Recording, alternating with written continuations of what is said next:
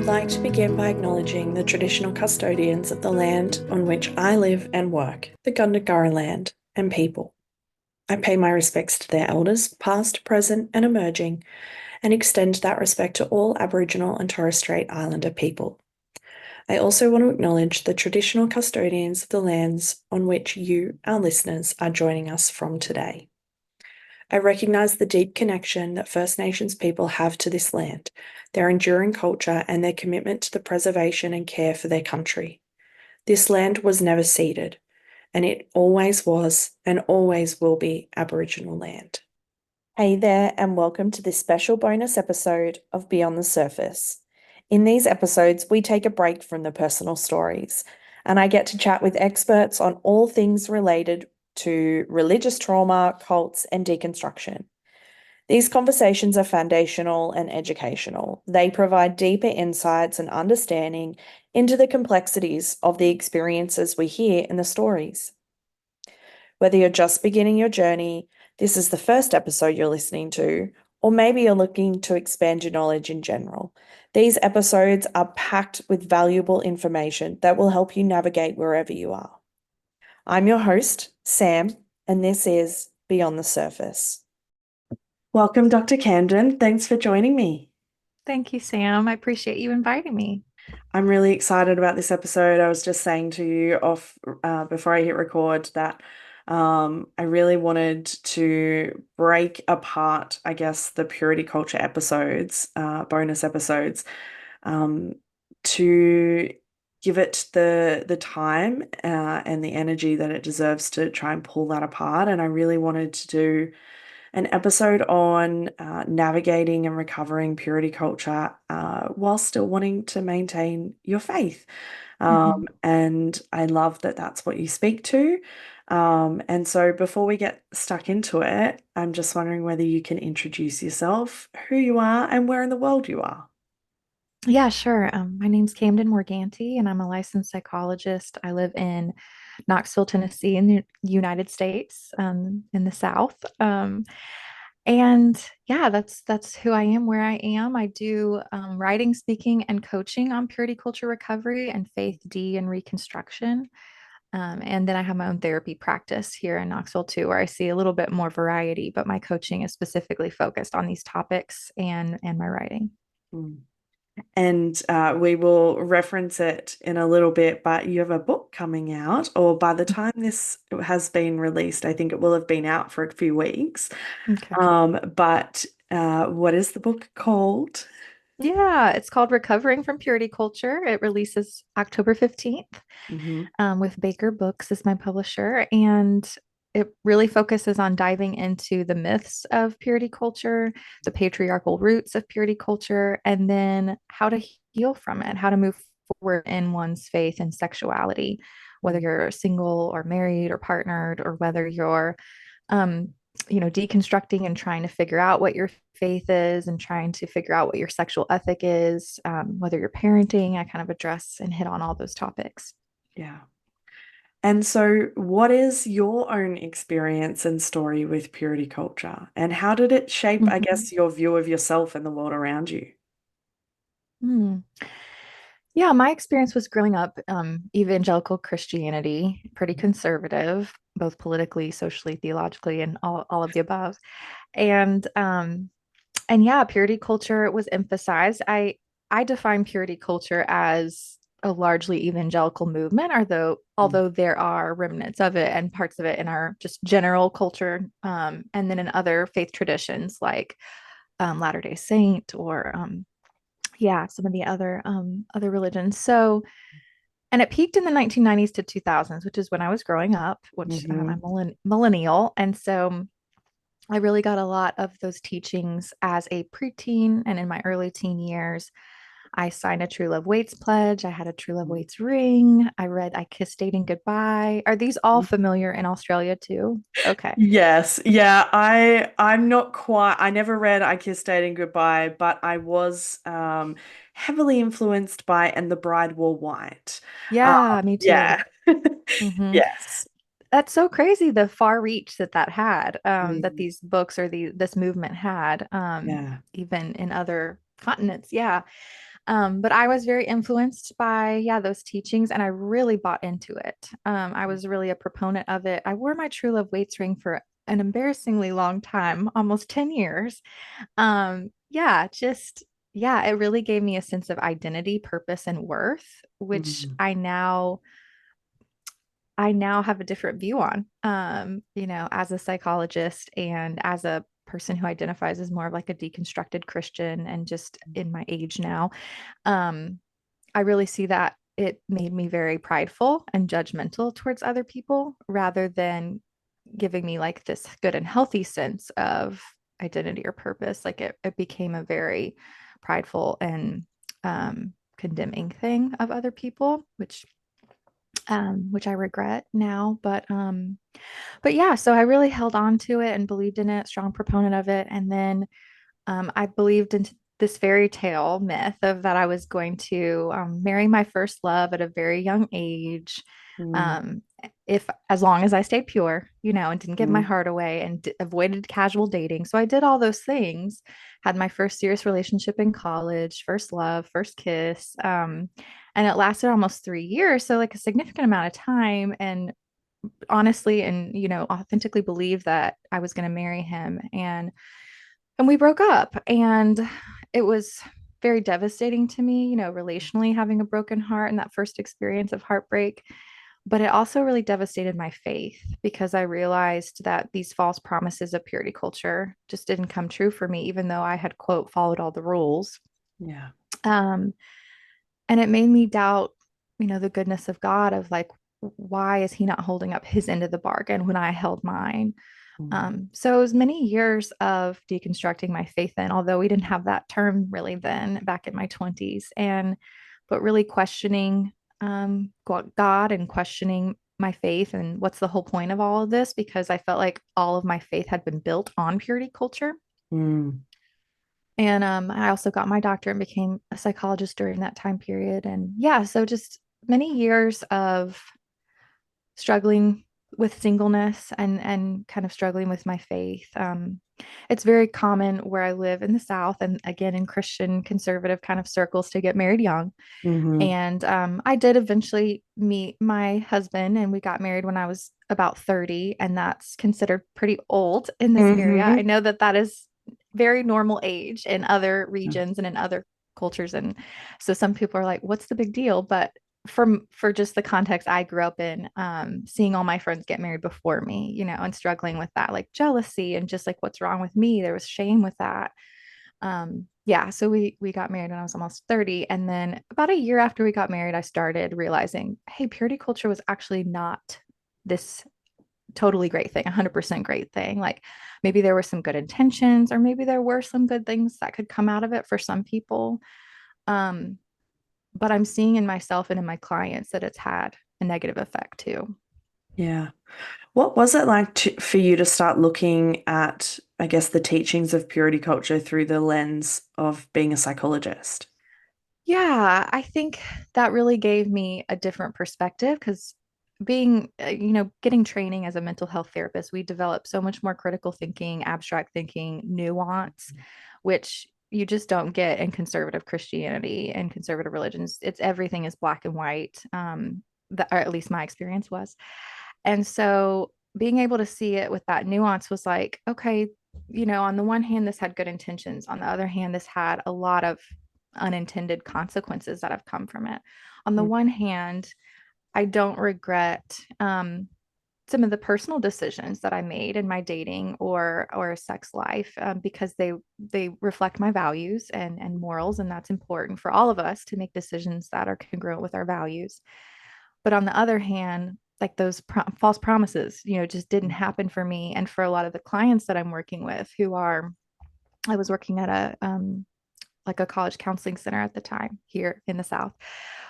And the kids were getting married so young and just so wholly unprepared for mm, marriage and sex, and or just struggling with their sexuality in a way that made me realize like this is because of their largely because of their religious upbringing and the lack of sex education that they got, mm, and realizing that the only sex education I got was really from being a psychologist. Like it was from my human sexuality class in undergrad and then in grad school, my training in sex therapy. Like without that, I would have been pretty unprepared too for marriage. And so I had the benefit of getting married after all that training.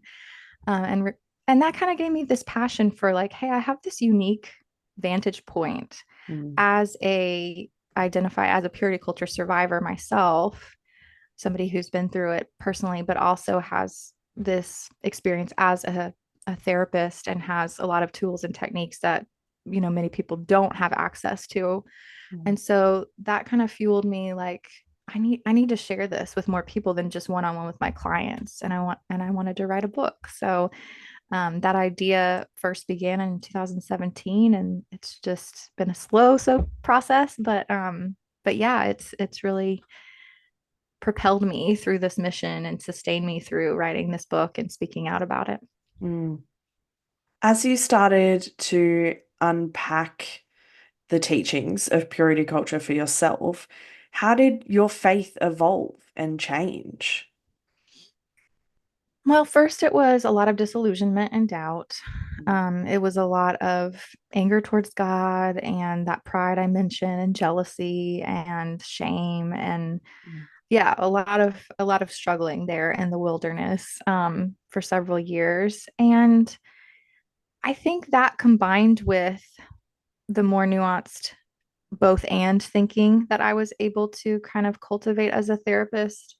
And Mm. I was trained as a DBT therapist. So, like dialectical philosophy, that ability to have both and walk the middle path and avoid either or in black and white. I really attribute that to my ability to think differently about this topic and many other topics. So, that really helped me to start to think differently about purity culture Mm. and to see like what is the both and here. And for me, it was important. I wanted to hold on to my faith. It was important for me to remain a Christian and to have a connection with God, a relationship with God. And I saw that many of my clients wanted that for themselves as well. And so it became this wrestling with how do we have both our faith and our relationship with God and this healing and recovery from purity culture. Mm. Because often it's easier to kind of pick either or. And for some people, that is the right choice for them. But for me, I just didn't see myself in that, I guess that path. And I didn't see that many of my clients wanted that for themselves either. So got me thinking of like, what's another way? What is the middle path here? Yeah. I'm curious how it impacted on like your personal relationship with God. Hmm. Yeah, it's been a journey. It still is. Yeah. Yeah, anytime you have some religious trauma, it's Mm. yeah, it can be harder to walk that middle path. Mm. Because you're essentially trying to you might be staying in churches or Christian Mhm. communities. You might be maintaining faith practices like prayer or reading the Bible or things like that. The very things that may have caused you trauma in the first place. And that seems so counterintuitive of why wouldn't you just avoid that, since it Yeah. caused you trauma. And again, for some people that is the right choice, but for me yeah, it's tricky, it's challenging to walk that middle path.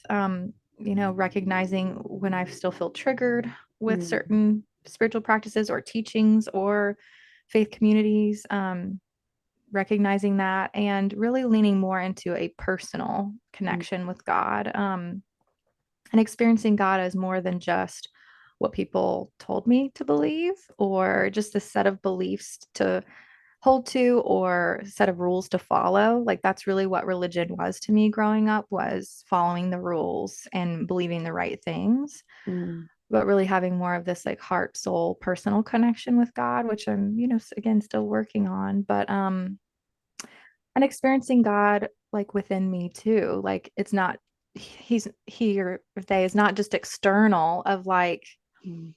what people told me or what they told me the Bible said, but also within me of how can I look within myself, listening to my body, listening to my intuition, Mm. listening to what I feel like God is speaking to me.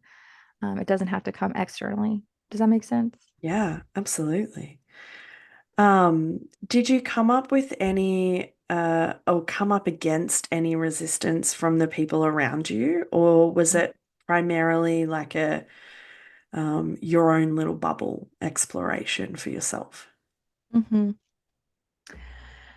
Yeah, I think anytime we change, there's that homeostasis, right? Mm. And from family systems therapy, like people are going to try to keep us the same. Mm. Didn't encounter too much resistance. You know, when I was first going through this in my 20s in grad school, a lot of my friends and classmates were going through faith deconstruction too. I was in an APA accredited PsyD program at a Christian university. So it, integrated, spirituality in an ethical way along with the psychological, content and training. But yeah, I found that really challenged a lot of our faith and caused a lot of us to go through deconstruction at the same time. So there was some support there, but it was also like we were all kind of, floundering and trying to find our way.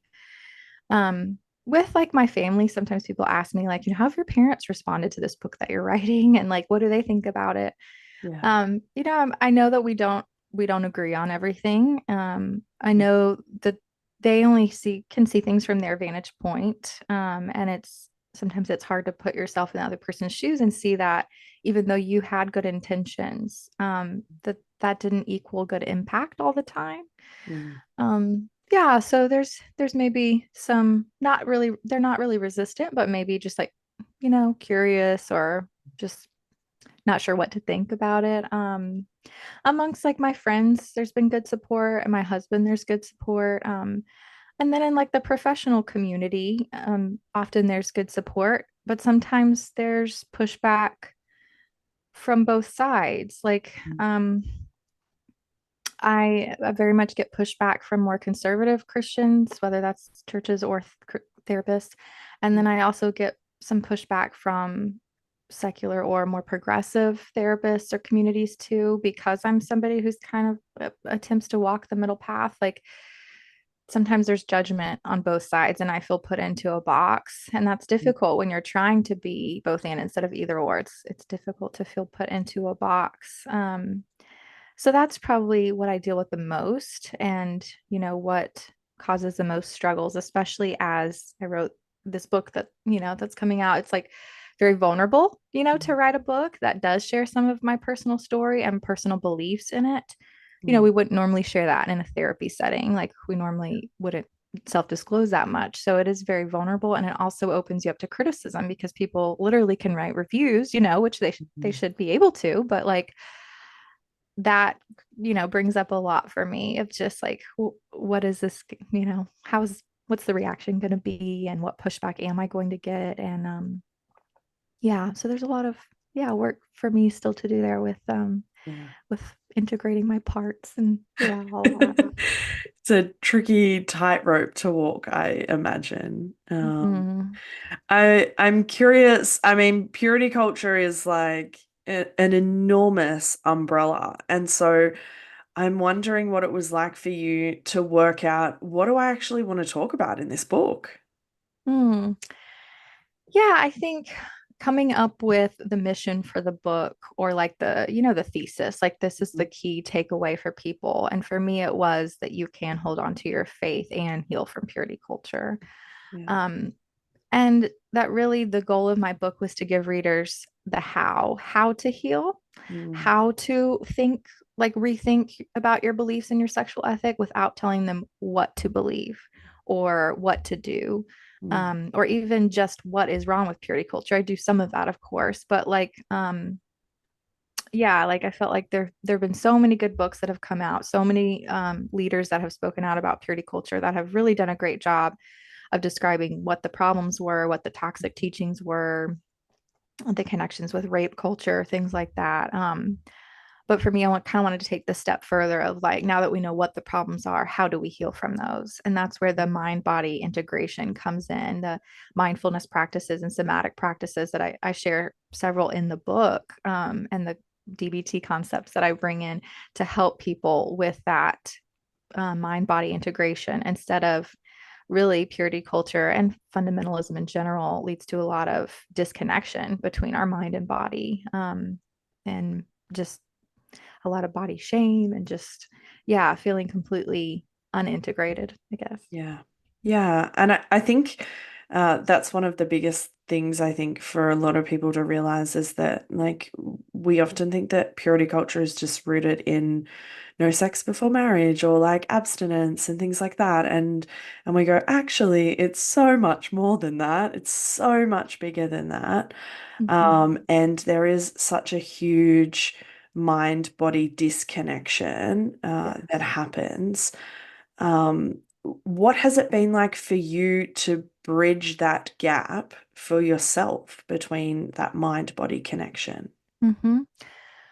I think, yeah, another one of my goals for the book was to be able to show that purity culture is more than just the belief Mm, in or the decision to wait until marriage to have sex. And mm, because I honor and support people who make that decision for yeah. themselves. And I think, that's I think that's the ethical thing for us as therapists to do. But I also think like we should all champion anybody making decisions that Mm, they feel align with their values and that they feel reflect what they want for themselves in their life. So that's another both and for me of like, um, how can we choose to hold on to that belief and also heal the mind body disconnection? And that's also a work in progress for me, the embodiment piece. I've learned a lot from Hillary McBride about embodiment. She's been a great teacher on that, and just learned from other therapists and authors about more of the somatic practices and how mm, trauma affects the body. And I really consider purity culture a form of trauma for many mm, people. mhm. And for many of my clients, that's very validating to hear Yeah. because they will say, like, I don't understand what's wrong with me. Like, it's like my body is reacting to sex in my relationship as if it's sexual trauma, and I've never even been abused that I know of, and like I trust my partner and I feel safe and comfortable with them, and yet like I'm reacting like this. And I'll say, there's nothing wrong with you. Like that is very common Mm, coming out of purity culture. In fact, Dr. Tina Shermer Sellers, when she's a sex educator and researcher, and when she was teaching sexuality classes and having students write their sexual autobiography, she noticed that the narratives of those who grew up in conservative religious upbringings was very similar to those of sexual assault survivors. mm, That there is a very similar bodily reaction. So yeah, you were asking like, how have I kind of navigated the mind body connection? And I think that is a work in progress to trust our bodies and to learn to listen to them instead of looking at our bodies as projects to fix or work on, and that's a society thing, not just a purity culture thing. Um, looking at magazine covers and it's like 5 steps to a good beach body or to flatter abs or whatever. And, it's like a project that I always have to be mm, improving or working on, or it's something my body is something that I'm in a battle against, like, trying to make her eat less or trying to make them suppress their appetite, rather than seeing your body as you, yeah. it you and your body are one, and appreciating them for what they do for you instead of just how they look. And Mm, so that's been some of the work I've done on my body image. And then my mindfulness training from DBT has helped me so much when it comes to staying in my body, staying present in my body.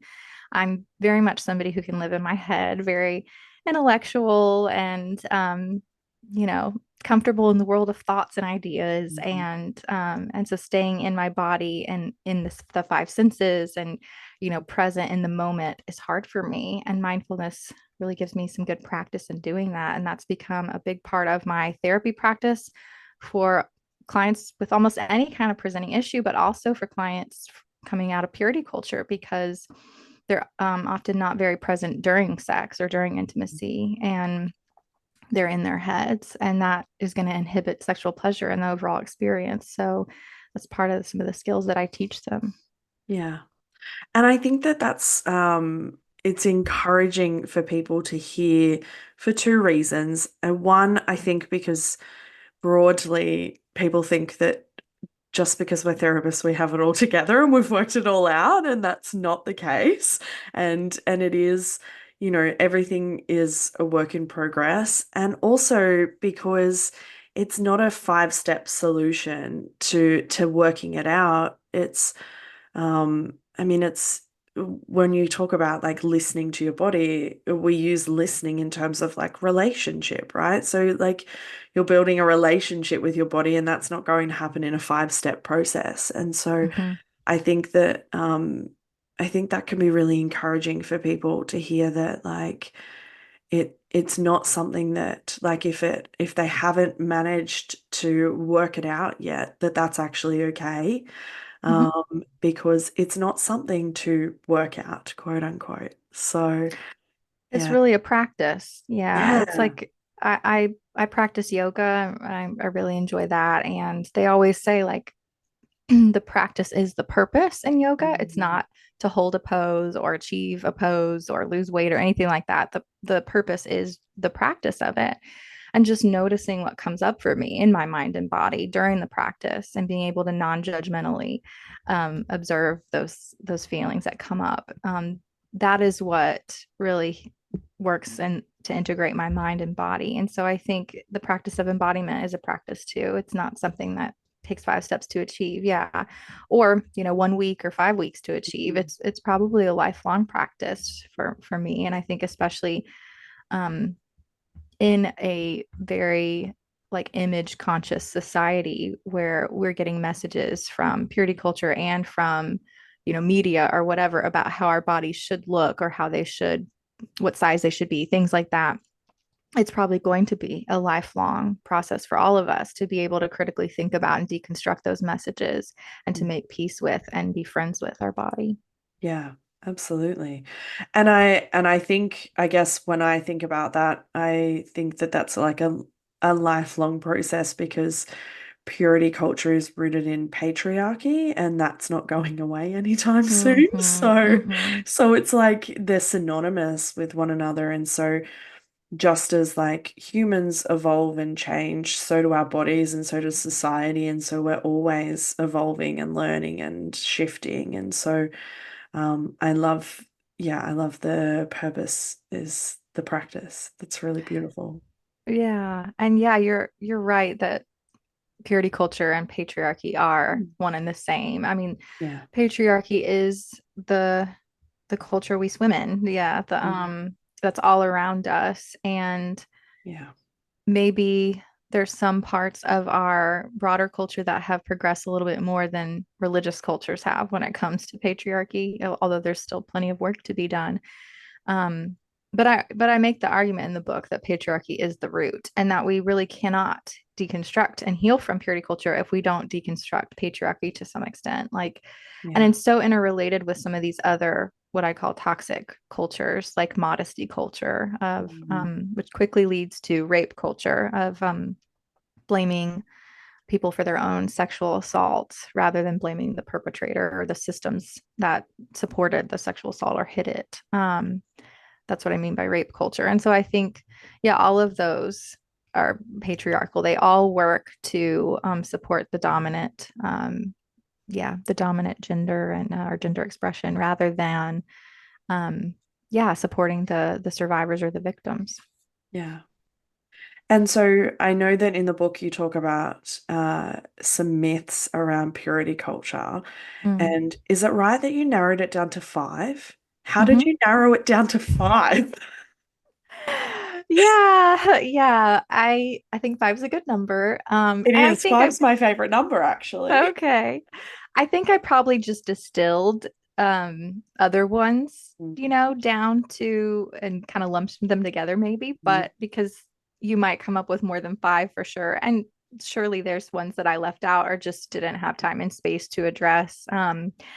But yeah, I got it down to these main five by looking back at the books that I read, looking back at the teachings that I feel like hurt me the most, reading what other people were saying, what other people were writing about it, and listening to my clients and their stories and what they were saying about it. And these were the five that just kind of came up the most. And now we have some research even around some of those myths and the effects of them. Yeah, we don't have a ton of research on the effects of purity culture still, and most of it is survey or correlational research, but we do have some, and we have some peer-reviewed research too. So I cited a lot of that in the book too, to say like this is more than just this not isn't just a memoir of my personal Yeah. experience. This is like my clinical experience too, and also the scientific research. Yeah. And I think that that's really important for a lot of people to realize because, like, often we have like the phrase, oh, well, that's just your experience thrown Mm, around. mm, And it's not just your experience, right? hmm. Yeah, I think certainly everybody who came out of purity culture had some unique parts of their Hmm. experience. And I hear things, from my clients every day that I didn't experience. Yeah. But there was so many things that were universal too. Like all of us, almost all of us heard modest is hottest. You know, Hmm. almost all of us heard don't date around, you should date to marry. Oh, yeah. Yeah, that's courtship culture is what I call Mhm. that. And Yeah. almost all of us heard if you have premarital sex, you're damaged goods, and Mhm. to some extent, like whether you are a damaged and wilting rose, or a chewed up piece of gum, or a cup of water Mhm. with spit in, or let's see, a torn up piece of paper. The latest one I heard was crushed Oreos. So Oh. I I heard a hadn't heard that smashed one. cake one. I interviewed, Okay. that was it was an ex-Mormon though. So the cake might be Mormon specific. I don't know. But yeah, it was a smash cake. I Hmm. heard the sticky tape one. Like, Okay, that one yeah, too. Yeah, that's yeah, good. yeah, Yeah, yeah. So almost all of us heard yeah. something like that, some sort of analogy that sent the message that you are damaged goods and no one's going to want you, Mm, which just directly is linked to shame. That hmm. just directly causes shame in the sense that I am bad, I am wrong, something is bad or wrong about me.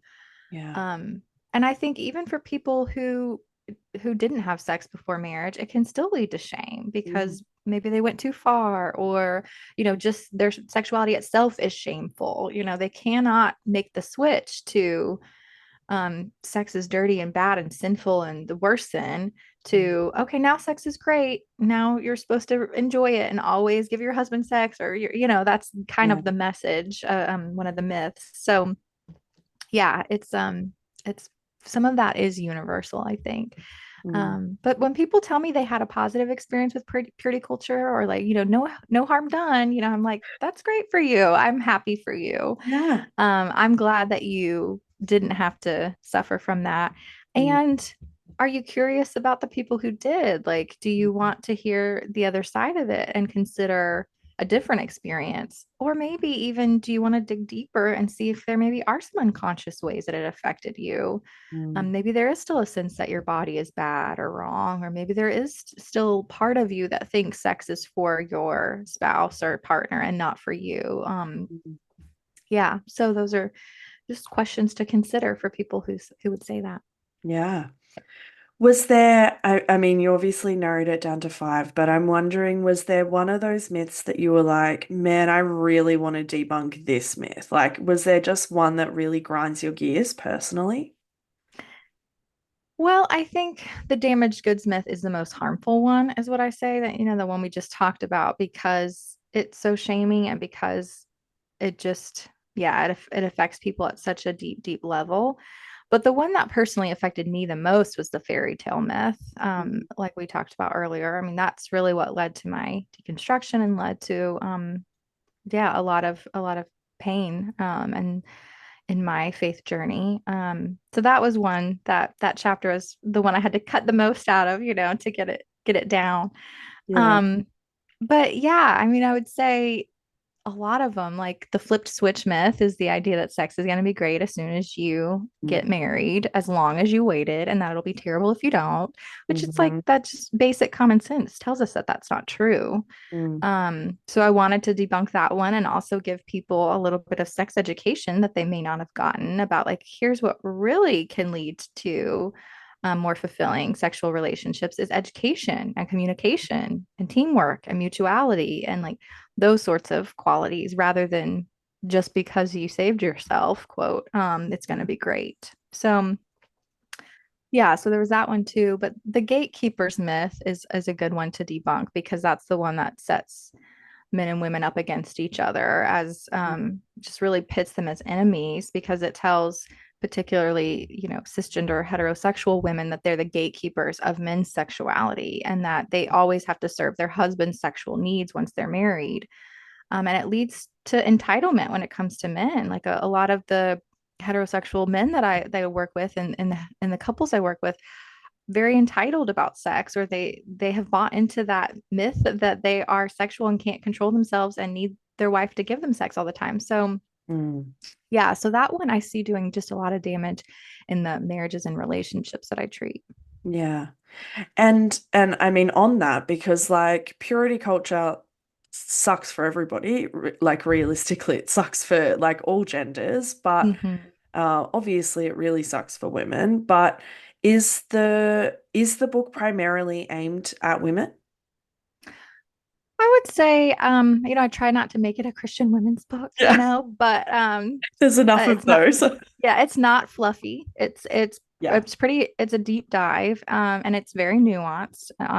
My early readers have all kind of said that, but I would say naturally because of my worldview, my lens, and because of most of the work and 90% of my like social media audience is identifies as women on the survey that Instagram shows me.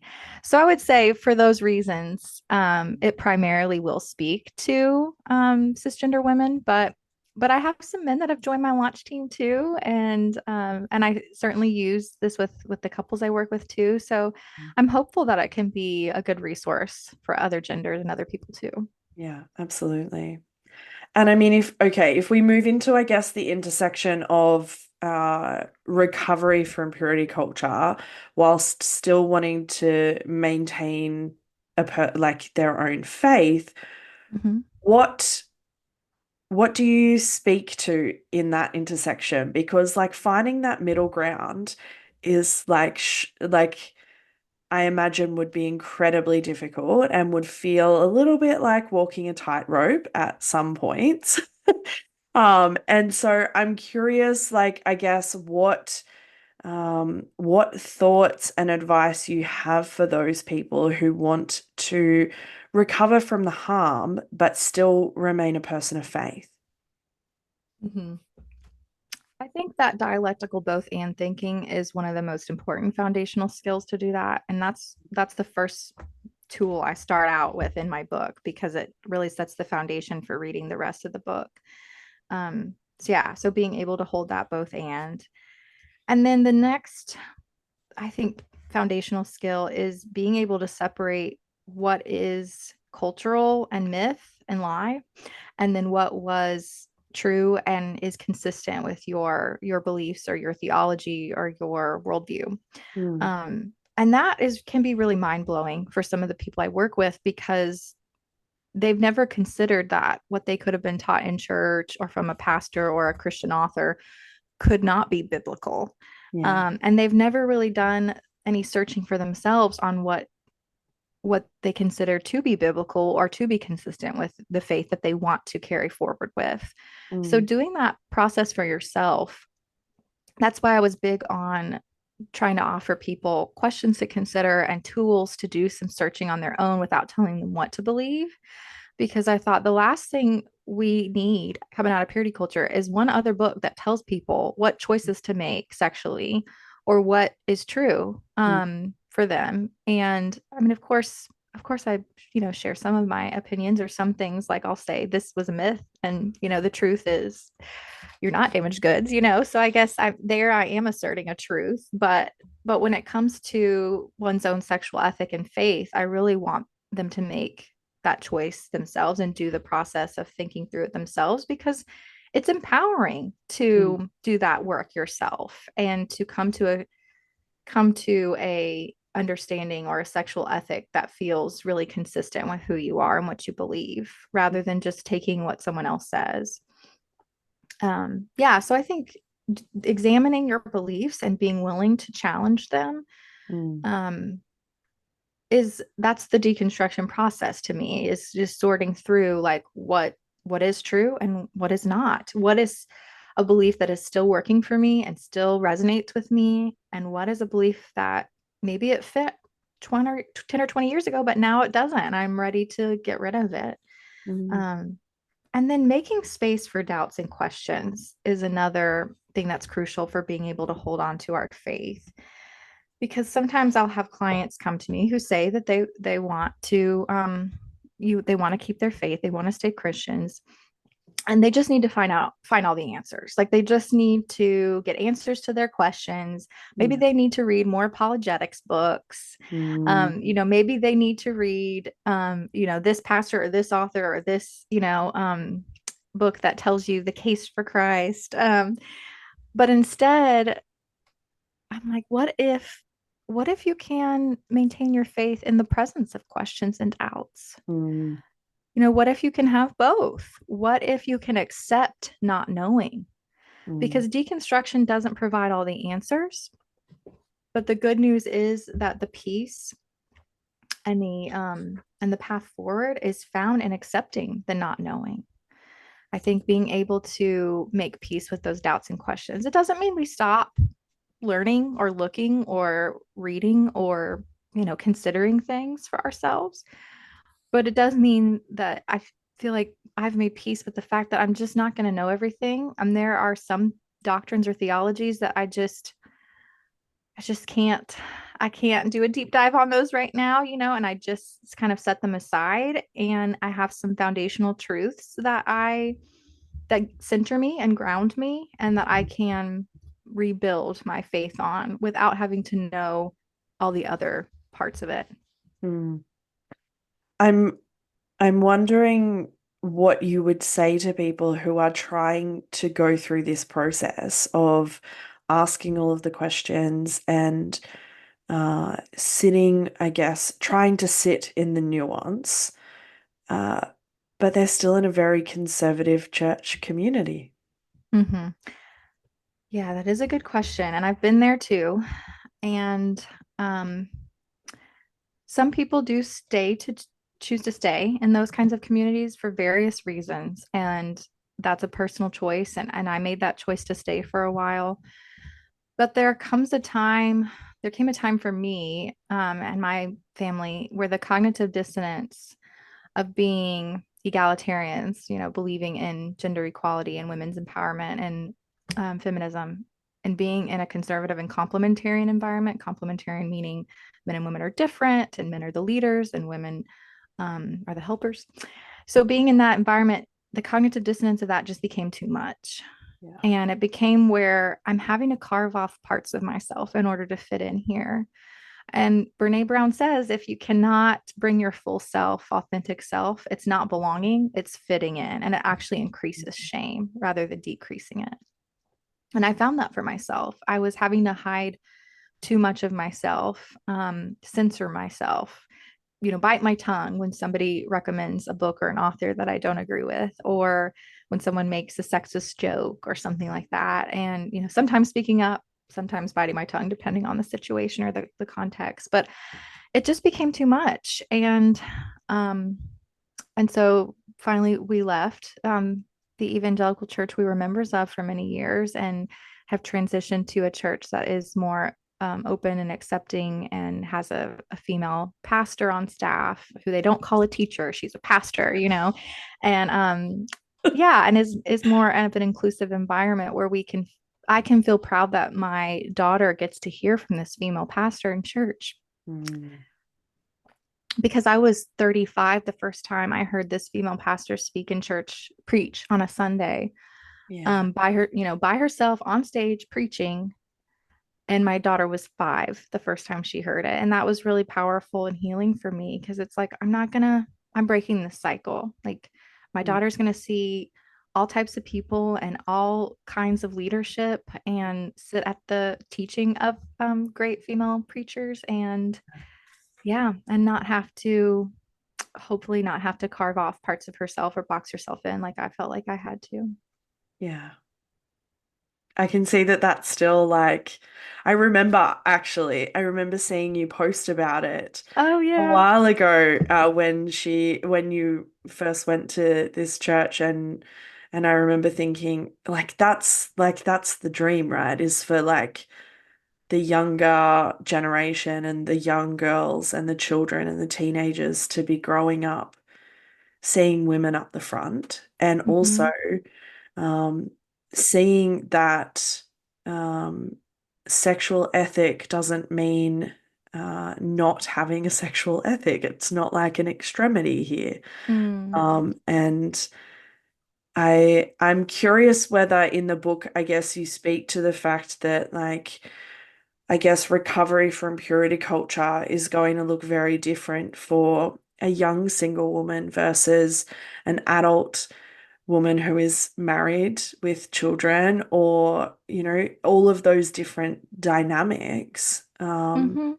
and what that is like, particularly, I guess, the difference for women who might be married and who might come up against friction from their husband trying to wade Hmm. through some of this stuff as well. Hmm. Yeah, it's hard in a book because you're trying to address such a vast Yeah. audience, but you know you have limited space to do it. So I do have a chapter on singleness because Mm, singleness and sexuality is what it's called because I wanted to acknowledge that single people are sexual too. mm, There's this term sexual debut that's used even in scientific research mm. to refer to the first time someone has sex, Yeah. whatever that is. And I hate that term because I'm like, you don't debut the first time you have intercourse. You debut Mm, as a sexual being when you are born. Like you're born with that sexuality. It's an inherent part of your being.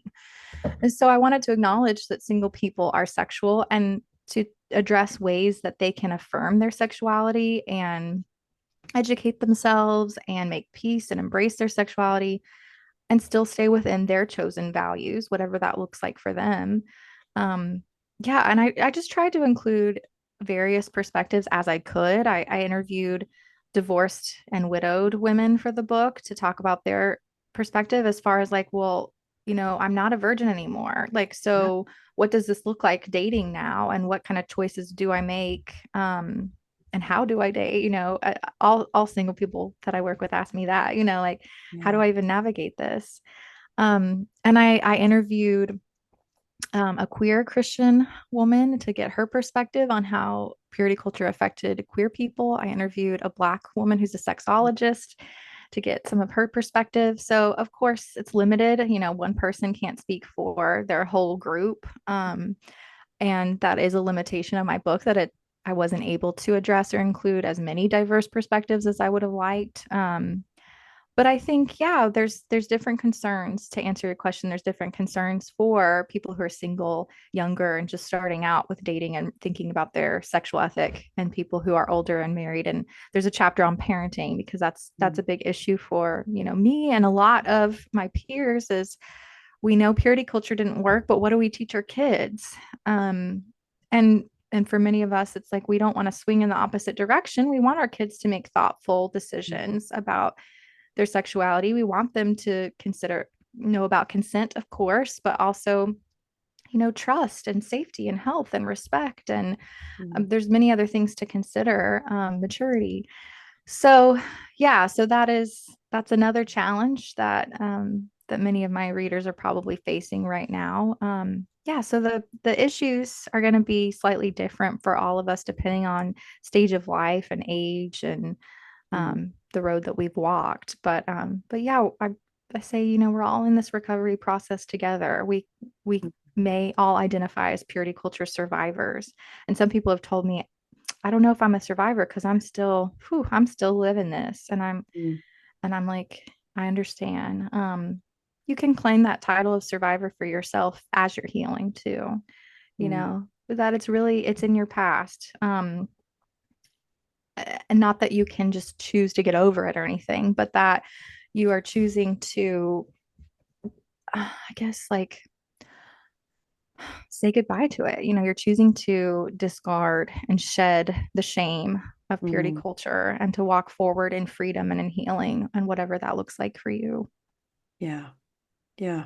And I obviously as a therapist, I know that like some people recoil at using terms like victim and survivor and trauma around these spaces, but I think it's just using the language that feels right for you, um, but also not shutting yourself off to that language as well. And just, I think, in terms of, deconstruction, you want a stance of openness and curiosity. And I think that sometimes that comes in the language that we use as well. And like, let's try it on. Let's see what that feels like and why. Like, I'm sometimes like, well, let's talk about why. Let's talk about why that feels not Yes. so great for you. That Right. can often give us a lot of information as well.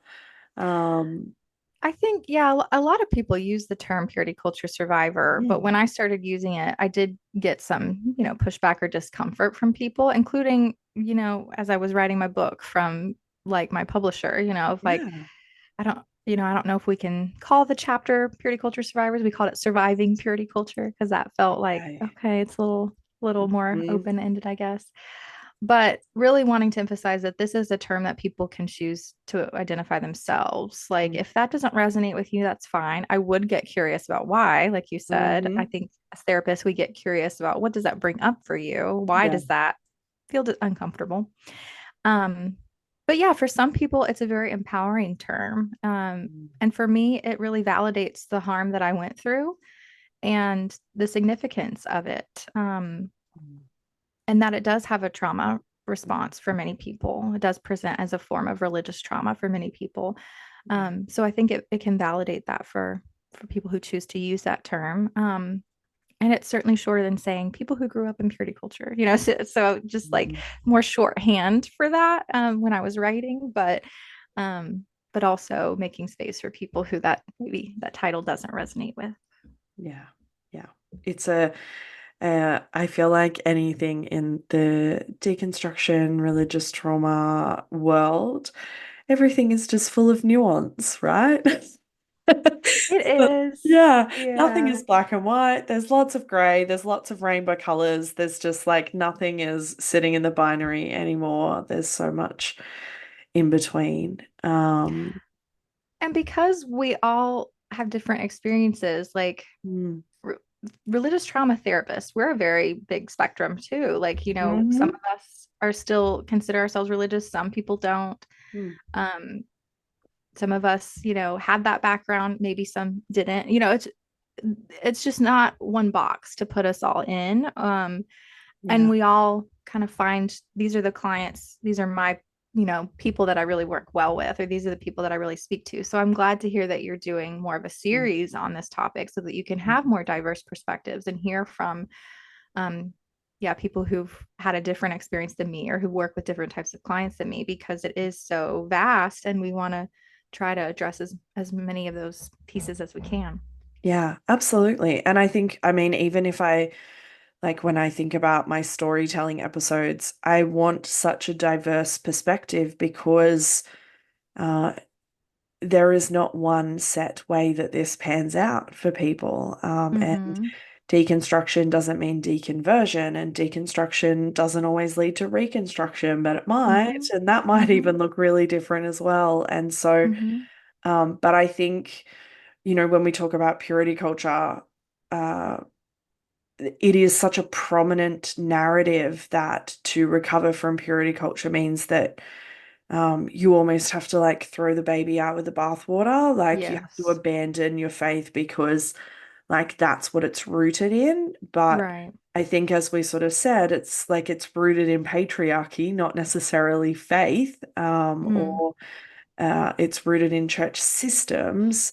And so I really wanted to make sure that like when I'm talking about purity culture, that there are a significant portion of people who are wanting to dismantle what that teaching did in their system and in their world, but they still want to remain as a person of faith. And so Mm-hmm. Mm-hmm. both of those things can coexist together, um, and it doesn't have to be one or the other. Yes. So I think that's important for people to know. Um, Yeah.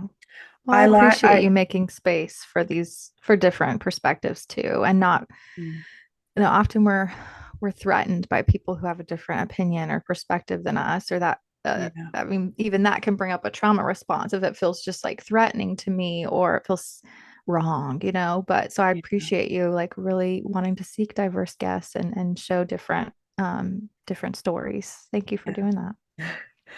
I like to finish all of my regular episodes with like a word of encouragement or a Mhm. thought or a piece of advice for people who are deconstructing, but I like to specify it more in my bonus episodes.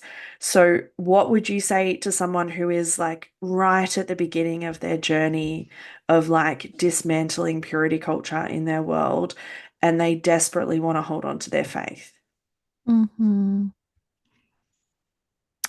That you can do both.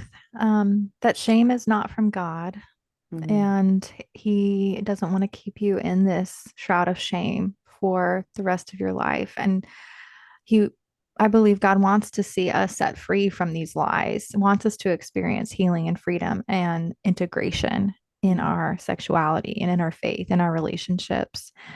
And yeah, so I believe that's possible for you and for the person of faith listening. Invite God onto this journey with you. Invite Him to be with you and to comfort you and be there in your pain, um, and in your healing too. So, mm. I love that. And mhm. go and buy the book. Um, Thank you. which will, all of the links will be in my show notes. But if they cannot wait, where can people find you and connect with you if they would like? Yeah, the best place to find me is drcamden.com, my website, and I'm on all the social medias at Dr. Camden. And the book is Recovering from Purity Culture, released October 15th. Yeah, so I'd love to connect with people on social media or Mm, on my website. amazing. Thank you for joining me. Yeah, thank you, Sam. I love this conversation. Thanks for tuning in to this episode of Beyond the Surface. I hope you found today's conversation as insightful and inspiring as I did. If you enjoyed the episode, be sure to subscribe, leave a review, and share it with others who might benefit from these stories. Stay connected with us on social media for updates and more content. I love connecting with all of you. Remember, no matter where you are on your journey, you're not alone. Until next time, keep exploring, keep questioning, and keep moving forward. Take care.